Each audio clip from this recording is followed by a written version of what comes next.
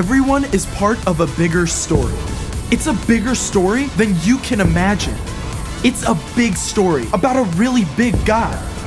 Discover the story that shows you the character of God.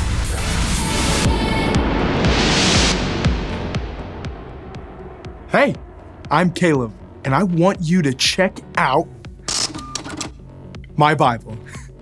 Inside, you'll find the most powerful thing on earth. And I'm not talking about digital processing power. I'm talking about the words of the God who created the entire universe. He inspired dozens of people over hundreds of years to write down these words for us. As you listen to God's words, they take root in your head and in your heart, and they can give you God's very own power to do the right thing, even when it's tough. That's true self-control. And I've got 5 stories to show you what it can look like. There we go. We're gonna start off in the book of Luke. Here, an entire crowd has just heard the voice of God declare about Jesus, "This is my son, and I love him. I am very pleased with him." But straight from that high point, God's Spirit leads Jesus to the desert, where for 40 days, he doesn't eat a single bite of food. So when God's enemy, the devil, shows up with a tempting offer of fresh bread, Jesus is probably desperate for a snack. But instead of giving in, he turns to some powerful wisdom, something that we can use too. Let's head back to the Old Testament for some wise words about self-control. King Solomon, one of the wisest men to ever live, collected some of his sayings in the book of Proverbs, like this one. A person without self-control is like a city whose walls are broken through. Without self-control, you'll act on those first thoughts that streak into your brain, and that's sure to launch trouble.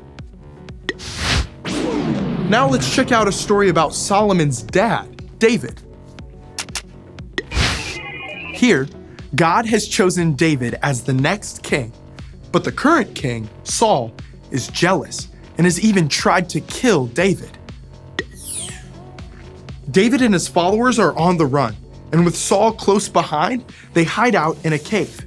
That's when Saul needs a porta-john and decides to use the very same cave.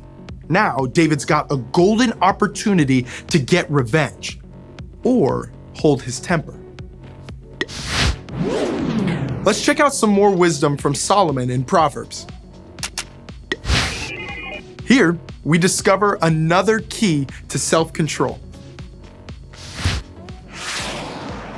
The words of thoughtless people cut like swords, but the tongue of wise people brings healing.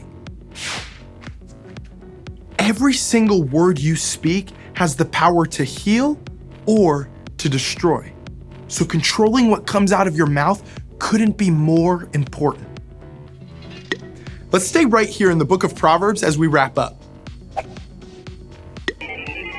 Solomon offers yet another amazing word picture. If you find honey, eat just enough.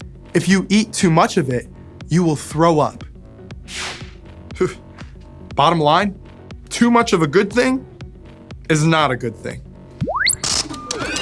Keeping a tight rein on what we say and do is tough, but with God's help, it is possible. That's true self-control. And I can't wait to see how it shows up in you and me.